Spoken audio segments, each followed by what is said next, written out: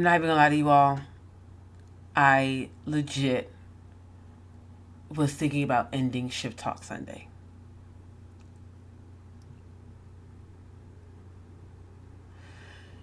This is, y'all, this is my second time filming this.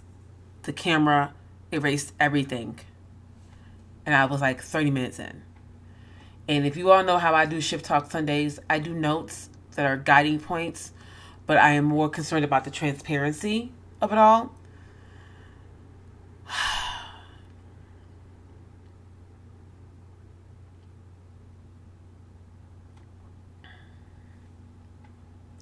This is, I want you all to understand that sometimes purpose pulls you in a down this hole that's not always the best sometimes.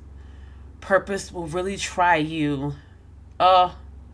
We find our purpose and we're so happy until the purpose begins to pull you in ways that you don't want it to pull you.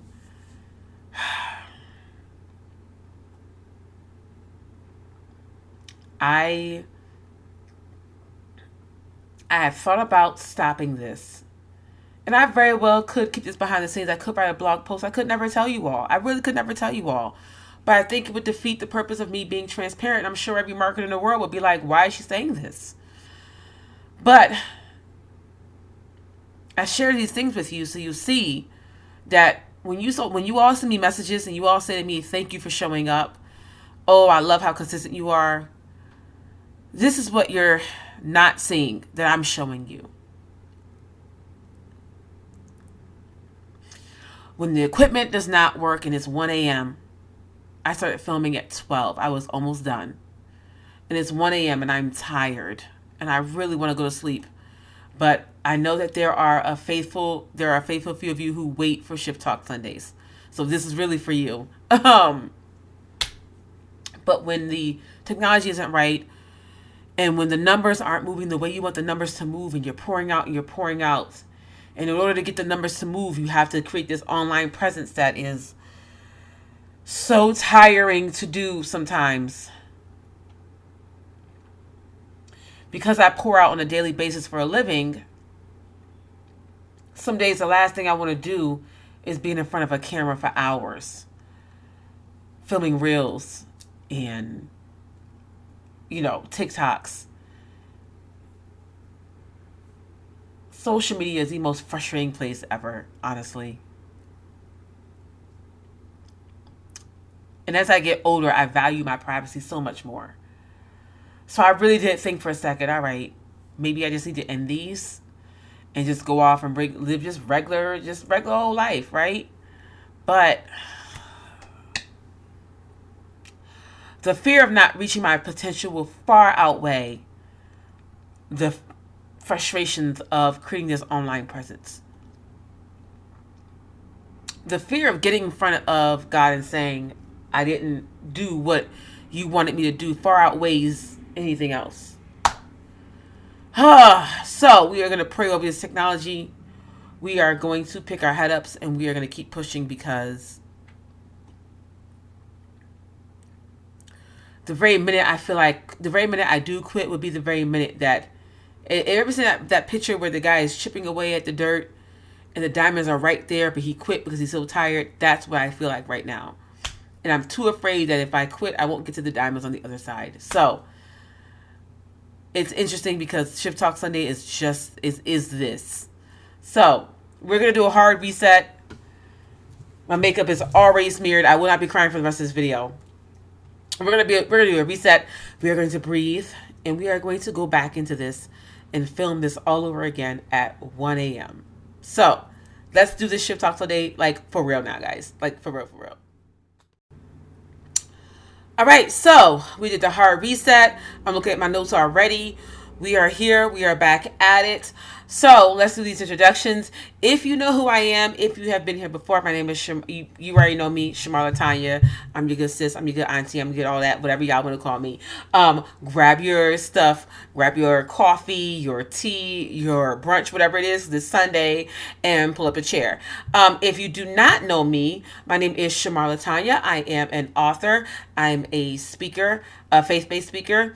I'm a Christian life coach, and it is my duty and my passion to help women step into their divine purpose uniquely and boldly, doing it your way, the way that God would have you do it. This is your safe space. This is where you are welcome, and this is where your voice can be heard, and where I acknowledge you because I am you. Okay? You'll soon find. Very unique voice out here. All right, so we're going to get into this week's Shift Talk Sunday. This week's Shift Talk Sunday, we're going to be talking about overcoming depression. There are different levels of depression. That's the first thing I want to say. And we're not going to get into the deeper, darker holes of depression. I do feel like those are for more of the psychiatrists and the psychotherapists, and I am not that. My training and my licensing and my education is not in that.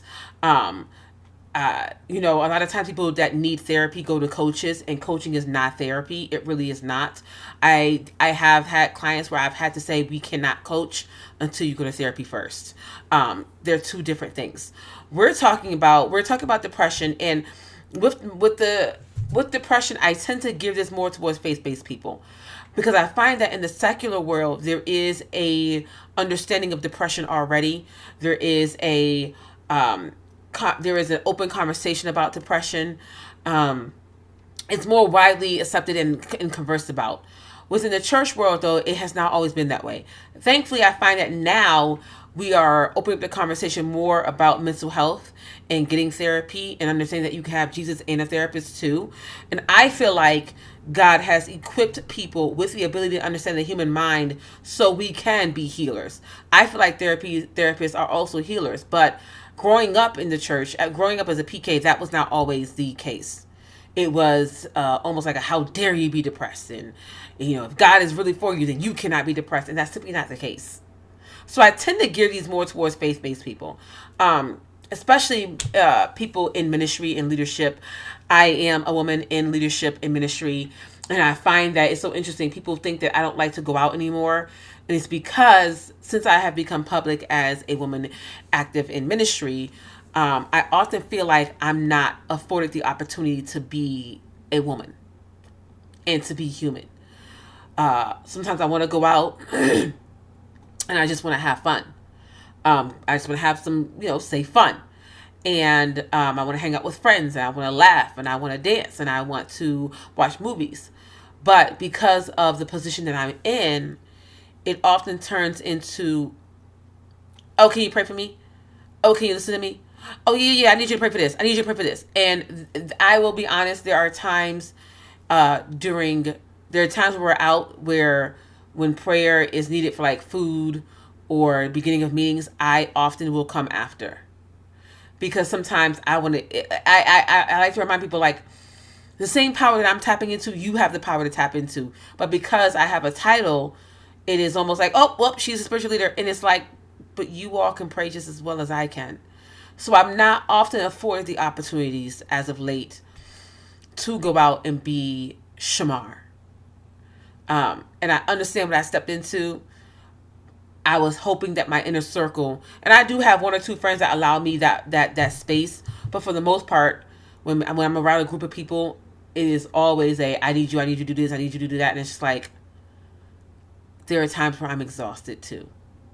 The past few weeks have been very tiring. As you all saw at the beginning of this video, I come close to quitting. I don't, but I come very close to it. The past 2 weeks between attending a funeral and a gala, and it has been a very tiring 2 weeks. And if I did not understand the importance of self-care and slowing down and pacing myself, then I would have burnt out, and I would have easily fell into depression as well.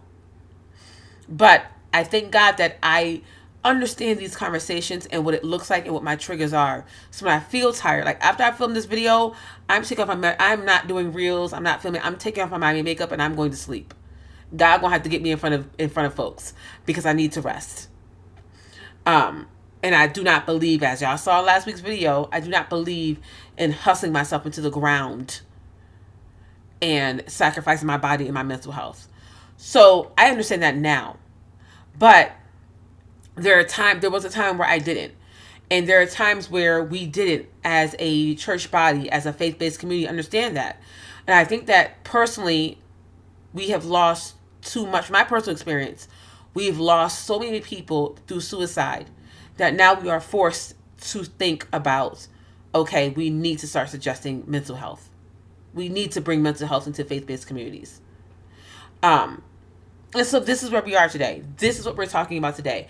How I got to the point where I began to overcome a lot of the depression that, y'all know I'm looking at my notes, a lot of the depression that I was feeling and going through. And I don't tend to deal with it anymore.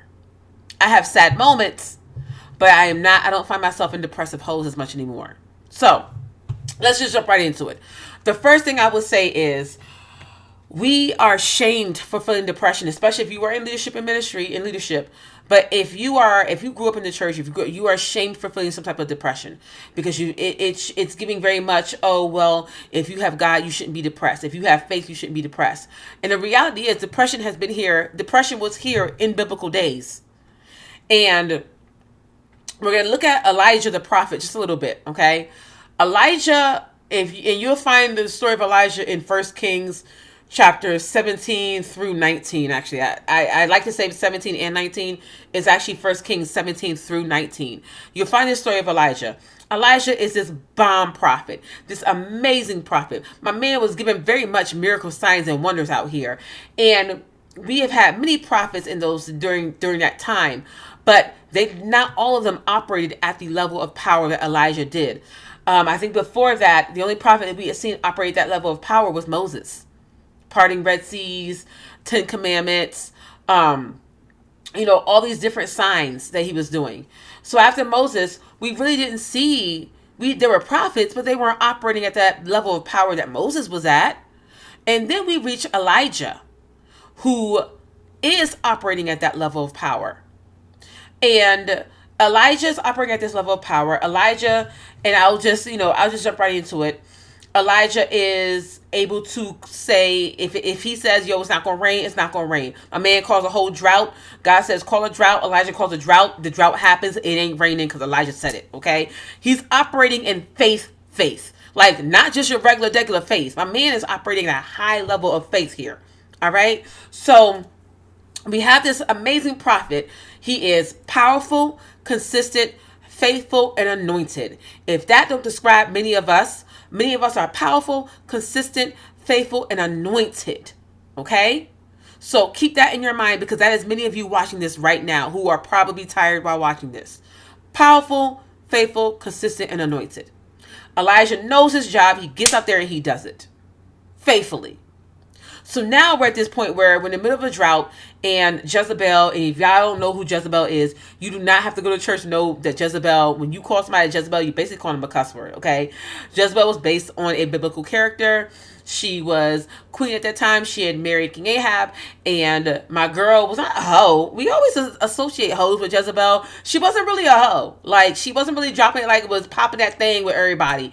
But she was manipulative, overbearing, mean, murderous, just like toxic, okay? Toxic, beyond Future toxic, okay? She make Future look like a cakewalk. So now Jezebel sends her, and this is all in 1 Kings 17 through 19. She sends her prophets out, and she's like, all right, my prophets are going to make it rain. Elijah's like, your prophets ain't going to do nothing. Jezebel's basically like, we don't need your little God. I'm going to get my prophets to do it. And Elijah's like, oh, okay, that's cute. So Elijah issues a challenge, because my man is not only operating in faith, but he's operating in bold faith.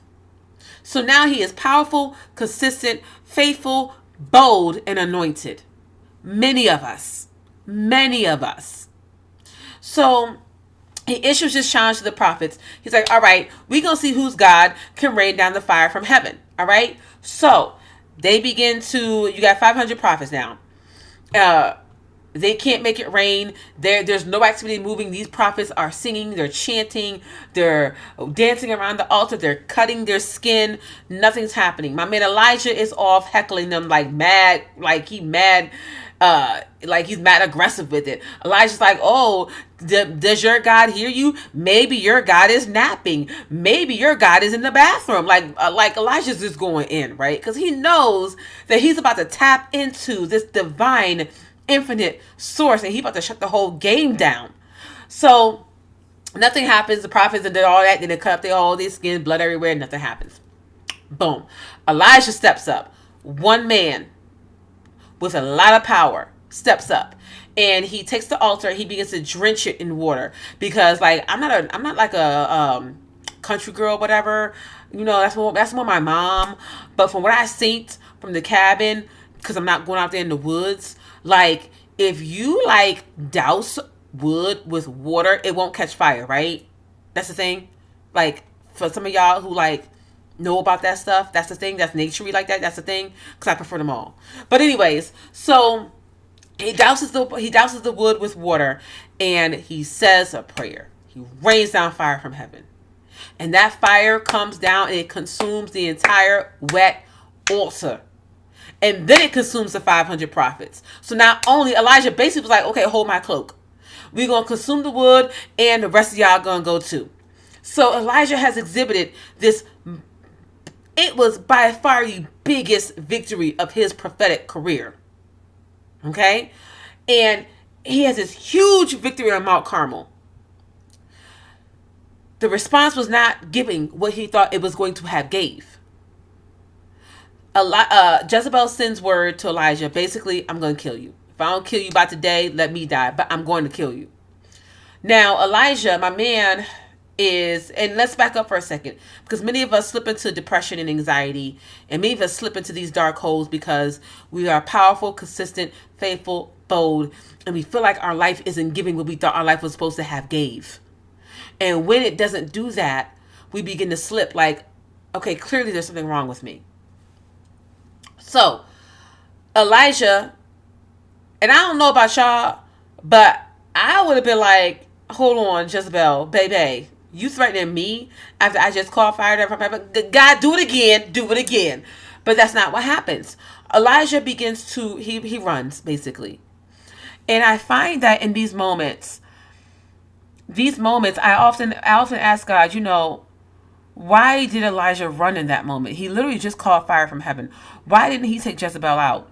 And a part of me has to believe that we are shown these human moments from these powerful people as a reminder that you can be bold, powerful, anointed, consistent, and faithful, successful, victorious. But none of that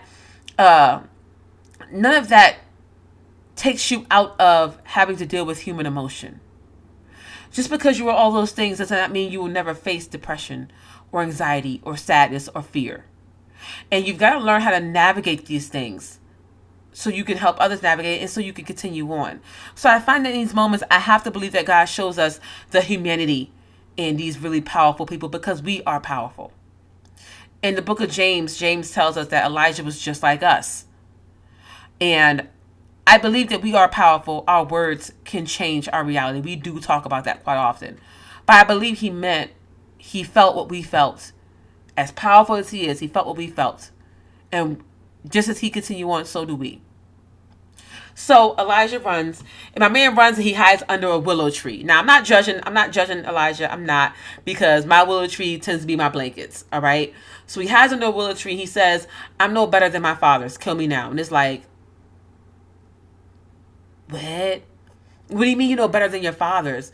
Look at this amazing victory that you had.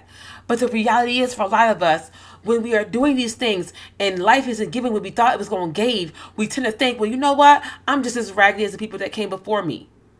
I'm no better than them. I'm no different than them. I thought I was, but I'm not. Because of what we see happening around us. But I keep telling y'all that what you see in front of you isn't always what you see in front of you. There is a whole spiritual world that is happening that we still have to deal with, that still has to come to the forefront. Me talking to me, be patient and let it manifest. Ooh, that's me talking to me. So Elijah begins to think that he's no better than his fathers. And depression has set in. He literally wants to die. Many of us are at this point where we feel like no matter what I do, no matter what I try, nothing works for me. And this is so frustrating. And I thought I was special, but maybe I'm not. So what is my point on this earth? And it's at that point where some people are successful in their suicide attempts and they commit suicide. Some hands raised, are not, and continue on by the grace of God. So, what was God's response? He sends food for Elijah. Elijah eats, he sleeps, he gets back up, he eats some more, he goes back to sleep. Because there was a level of burnout there as well. Everything we do, if we do not take care of ourselves, has the potential to burn us out. It's not a coincidence that Elijah, the first response to Elijah's depression is to sleep and eat, because he is also burnt out. Remember I said to you all that when I'm done filming this, I will not be doing reels. I don't know how I'm going to get reels done this week. It'll get done some kind of way, but when I'm done, I'm going to sleep. Because I know what my limitations are. And I know how child, if I don't sleep, I will flip. Let's not go there. So Elijah eats and he sleeps. And then sometimes that's not enough. So Elijah has gotten rest, but he's still feeling like nothing is working. So he runs away. He runs off to Mount Horeb. Now, Mount Horeb is like a good 40 miles away. Actually, I want to say 40 days. One of them 40s, okay? So he runs off to Mount Horeb, and he hides in a cave. And what I love about God is, even though Elijah felt like, I'm no better than my father and I'm not useful, I'm going to go hide in this cave, God was like, why are you doing that? What are you doing here? And I don't know if this is a shift talk point, but y'all know how I do. I'm going to just say it anyway. I need you to understand that just because you feel like you're not valuable doesn't mean you're not valuable. Doesn't mean that we think you're still quite valuable, and God still thinks you're quite valuable, and you may not feel useful, but you do have use. You are necessary. So that's the first point I want to make. If that is a mental state that you're in, please understand that just because you feel that way about yourself does not mean that the rest of us feel that way about yourself. And if there's anyone in your life that has told you that you are not useful, I'm going to need you to kick them out your life. They got to go. They got to go. Call me. I'll do it. They got to go. Because they don't deserve to be there anyway. Okay? So that's the first point. I love how God was like, what are you doing? And that's literally what happened. Elijah goes hide in this cave, and God says, Elijah, what are you doing here? And Elijah says to him, look, y'all know I'm paraphrasing, but Elijah says, I have done all these things for you, and the people still worship false gods. Nothing has changed. Now, so 2022 version, God, look here. I done done all these things that you told me to do. I done performed all these miracle signs and wonders. Jezebel trying to kill me out here. And your people still are not responding the way I thought they was going to respond. Like, what's the problem? So maybe I'm not effective. God, I've done everything you want me to do. And I still don't feel like anything is changing in my life. I'm still in the same place, God. It feels like I'm in the same place, God. I've been consistent. I've been powerful. I've done what you want me to do. I've set out on faith. And it feels like nothing is changing. Did you not hear my rant at the beginning of this video? That was me at the beginning of this video. The other stuff that got cut because the camera stopped, it was way more raw than that. So now Elijah is in full-blown depression mode. I'm not of use. Kill me now. I don't even want to do this anymore. Oh, I just said that. I don't even want to do this anymore.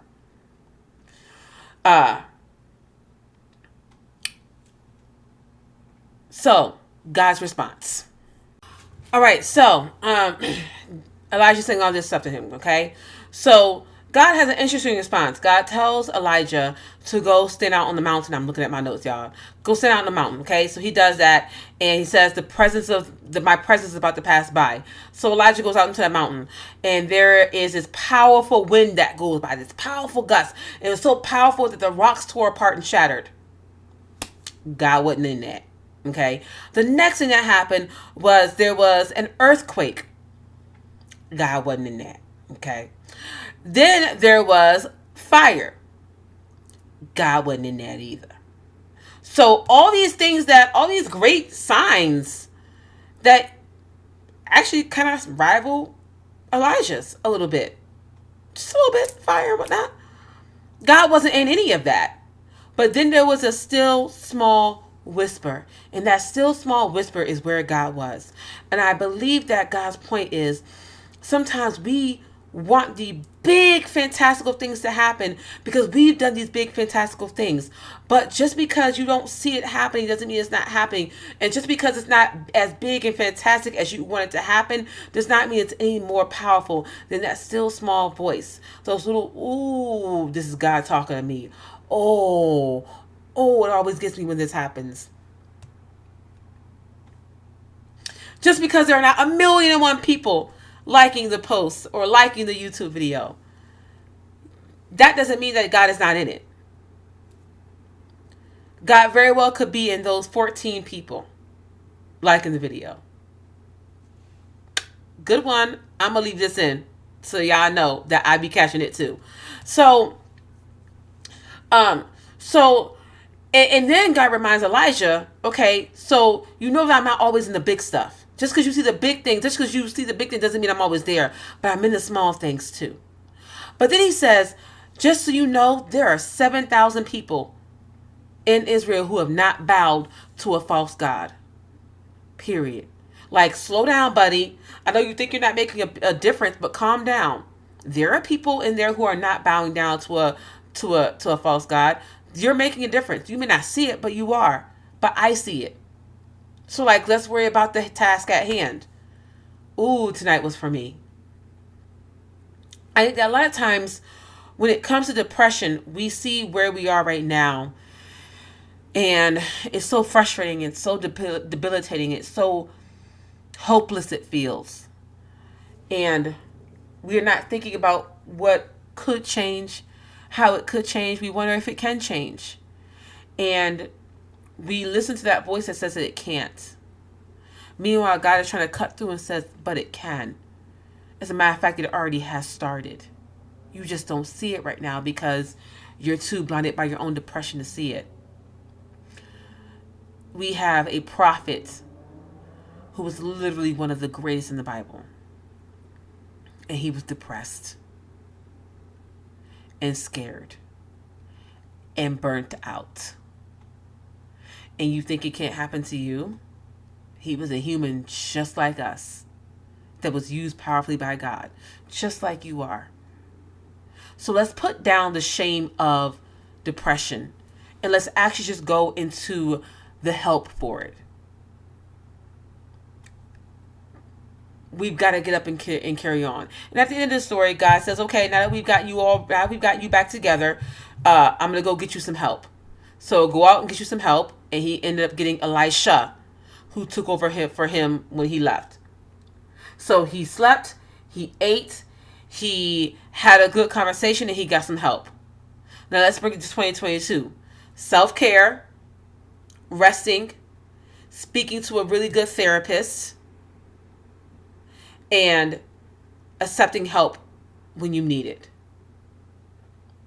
Depression is absolutely nothing to be ashamed of. If anything, the fact that you have overcome depression it shows your victory. It shows how victorious you are. It's nothing to ever be ashamed of.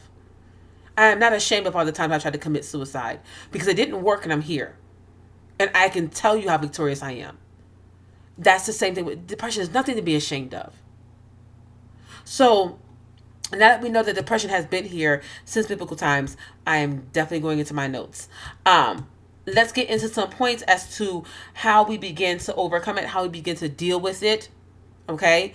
We're not going to go into scripture basically for that part because I've already given you the scriptural references that you can be powerful, bold, anointed, consistent, and faithful and still deal with anxiety and depression. But you can make it out of that hole. So let's get into these shift talk points. How we begin to handle and deal with depression. And again, I want to be very clear here. I am not talking about, I know that there is depression that there's a chemical imbalance in the brain that will create depression. That is more for the doctors to handle. That is more for the psychotherapists. There are depression that will lead you into some type of institution. That's not what we're dealing with right here. Although if that is you and you feel like you need to bring it to shift out points, because I do encourage you to go get the help from the right person. Coaching and therapy are two different things. You cannot need deep psychotherapy and a deep intensive therapy and think you can go to a coach and get the help that you need. We are present day, and future day. With what you need, you got to unpack some things on the inside. And we can help you do that to a certain extent, but therapy gets down into the roots of it all. And that is necessary. Because if you don't get to the roots of it all, it's very difficult to get to that present and get to that future. So, just wanted to say that. Now, let's get into these shift talk points.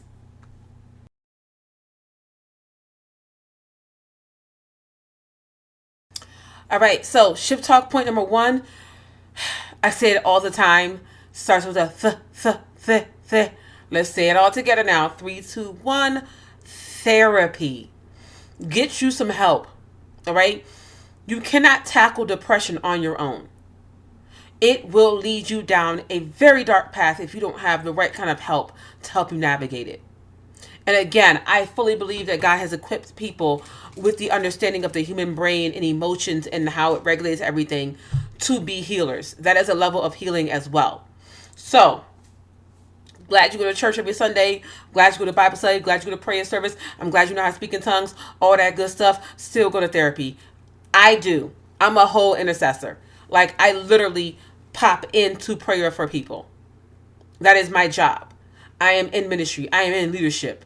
But I'm also in therapy. Like, don't play with me. I do not play with my therapy appointments. Like, girl, let's get it. I ain't gonna tell you my days. It ain't your business. Actually, no, I will tell you my days. Tuesdays and Thursdays. Let's get it twice a week because I be needing a vent. But anyways, but get you some help. Shift talk point number one. Period. And there are so many different ways to find it now. Literally 2-in-1. Google better. There are so many ways to have access to therapy now that it's at your fingertips. Literally. While we're talking about fingertips, my notes. Shift talk point number 2. You have to meet yourself where you are. Okay, depression is very common, more common than what we want to say. But I always have to say that just because it's common doesn't mean that it needs to stay in your life. But you are not, you were not the first person to deal with depression, nor will you be the last. Depression is quite common, and it affects millions of people, and it affects people in your life. If not you, there are other people in your life that will affect that it affects us as well. Meet yourself where you are. What I mean by that is be open, accepting, and loving towards yourself and what you're going through. Stop being mad because you are not so-and-so 2 years from now already. Like, there's a vision that I have for myself 3 years from now. I cannot get mad because I'm not there yet. I'm meeting myself where I am now and showing myself some grace. Okay? So, meet yourself where you are right now and be okay with yourself. Secondly, and I use my words with trepidation.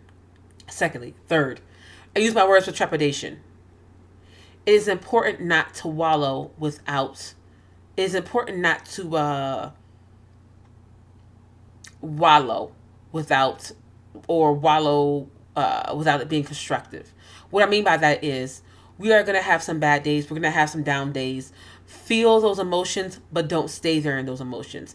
I like to ask myself why I'm feeling this way. What is scaring me? What is making me afraid?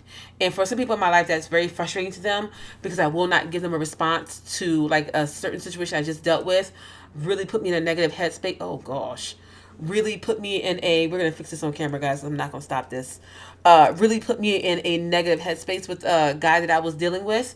And I didn't respond in the way that he wanted me to and in the time frame that he wanted me to. And I said to him, the reason why it took me a couple of days is because I really needed to stop and think about why this situation frightened me, why I felt this way. And I wanted to make sure I had a clear mind when we spoke as to what the next steps were going to be. Because it was something quite serious. And so there was a lot of sadness that was going on because I realized that this person, as much as I want them to continue on with me, may not.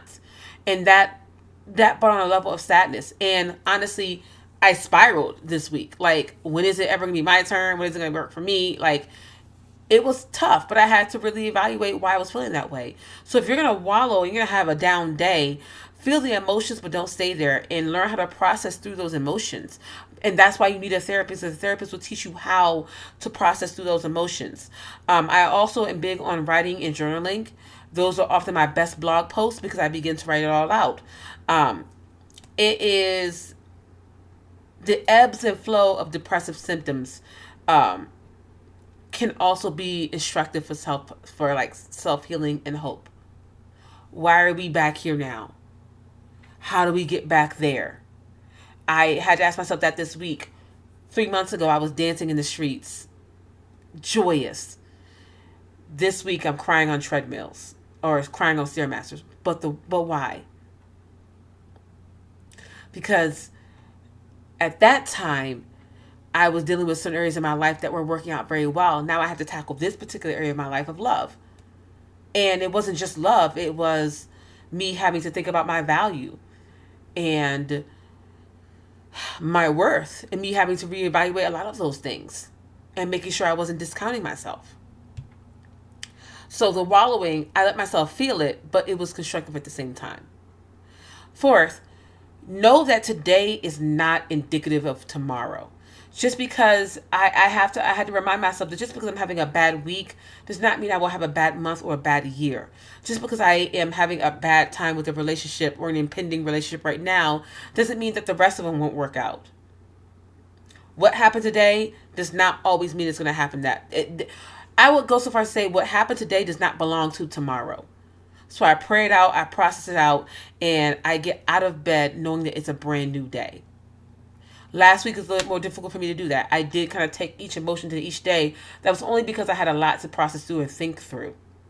So, and it couldn't happen within one day because I also work and I also pour into others. So yeah, but give yourself the grace to accept that while today is difficult, tomorrow may not be. You may have made mistakes today. Doesn't mean you'll make mistakes tomorrow. Be easy with yourself. Also, the next part, I think we're on number 5. Sometimes you have to look at the parts instead of looking at the whole. So, for me, what happened last week, I looked at the whole of it's all going downhill. Dating sucks. I'm never going to do it again. It's just not working out. But what was actually happening was I actually had made some great headway. And the fact that I was taking time to breathe and think and make the right decision shows my growth in dating. It shows my maturity. But I wasn't looking at that. I was looking at, oh God, another one bites the dust. And that led me into this whole, am I going to be alone forever? Oh my God. Like, it was just bad. But I had to break it down into the parts. And sometimes we have to look at, we focus on the one thing that went wrong instead of the many things that went right. Break it down into the parts. There's so many other things that's going right in my life. Why am I focusing on this? Let's break down the other parts that are right. All right. This is a really big one, and this is going to be one of my last ones. Is it? No, I have one more after this. I think we're on number 6. Do the exact opposite of what that depression voice suggests. If that voice is telling you to get under the covers and cry all day, cry a little bit, but then get up and get out. The gym is a lifesaver for me. I cried at the gym, and I dropped my face and I went back into it. So if I find that I want to stay in bed all day and cry, I get up and I go to the gym. Or I get up and I go out to eat. Or I go to Starbucks and I read a book and I have my coffee. I get out of the house and I breathe in the air and I look at life. So do the exact opposite of what it's telling you to do. And my God in heaven, if it is telling you to take your life, do the exact opposite. Or run somewhere and get you some emergency help. But always do the exact opposite of what that depressive voice is telling you. I do not have the time. That is a different YouTube. Okay? That is a closed YouTube. But if I had the time, I would get into it, tell you how depression is a spirit. And how you are listening to that spirit telling you what to do. And that spirit's whole job is to take you out. Your job is to do the exact opposite. When I start talking like this, my technology want to start acting up. They ain't got nothing to do. They ain't nothing but the devil. But anyways, and I will teach on that at a different time in a more closed group. Because that's meat. That's meat. Right now, many of you are just getting here. You need milk. Okay? But do the exact opposite of what it's telling you to do. If you get invited out and you're like, oh, it's not gonna be fun, I'm gonna be awkward, I won't have a good time, go. Get up and go. And have a good time. You'll be surprised. I have a friend who that works for quite often. She forces herself to get out of the house and go do these things. She's very introverted, and every time she goes, she has a blast. And when we go together, we have a blast. Lastly, depression. When you're healing from depression, when you're getting help, when you're seeing a therapist, and when you're getting that help, you're gonna have some goals to set. Make sure those goals are attainable. Sometimes they can be as small as getting up, getting in the shower, putting on clothes, and stepping outside. That matters. It can be as small as walking 5 minutes. When you're in a deep, dark hole, that goal matters. And it's real, and it's attainable, and it's important, and it's necessary. And then those goals, as you gain strength, those goals get bigger and they increase more. But by all means, every time you do it, make sure that what you're setting is attainable for you. Because you never want to set yourself up for failure. And if you have a good therapist, your therapist will not allow you to set yourself up for failure either. Even as a coach, I do not let my clients set themselves up for failure. We start with the small victories and we build on it. And this is not a ship talk point, but I will say this. Surround yourself with good people and do things that you love to do. Stop living in obligation for other people. I don't know where that came from. But learn to do things that you love to do. Learn to live life the way you've always wanted to love it and live it. When you are doing that, you are becoming true to your core and your spirit. And when you are true to your spirit, depression may try and creep in, but it will not stay. Ask me. This week I was really done. It's gone. It looks like it's here now because I'm tired. But even with the rant I went on at the beginning of this video has already helped to heal a good chunk of that. When I get some sleep, I know I'll be better. Depression does not have to take you out and does not have to win. Not these days. No more. We have uncovered that spirit of depression. We have seen the triggers. We know that it's not us. Even if you don't believe in a God, you know that depression is not of you. Don't be ashamed of having dealt with it, but understand that it's not you. And you can come out of it. So we do not have a Shift Talk challenge because videos like this, I don't like to issue a challenge because it's always an ongoing challenge. This is not something that you can get done within a week and we can check and say, how did your challenge go? Like, this is something that I want you to be ongoing, to be mindful of your thoughts, your words, what you're thinking, what you're feeling, and get the right help and have the right people in your life. But I am a proud survivor of suicide attempts and depression. And I'm telling you right now what I know. That when you get to the point where you get the right help and you love yourself and you are true to your spirit and you do what you love, it will creep back in. It did for me last week and a few minutes ago. But it won't be here by the time I wake up. All right, so I love you all and I will not quit. Shift Talk Sunday will be back next week, 12 p.m. Eastern Standard Time, just like it was today.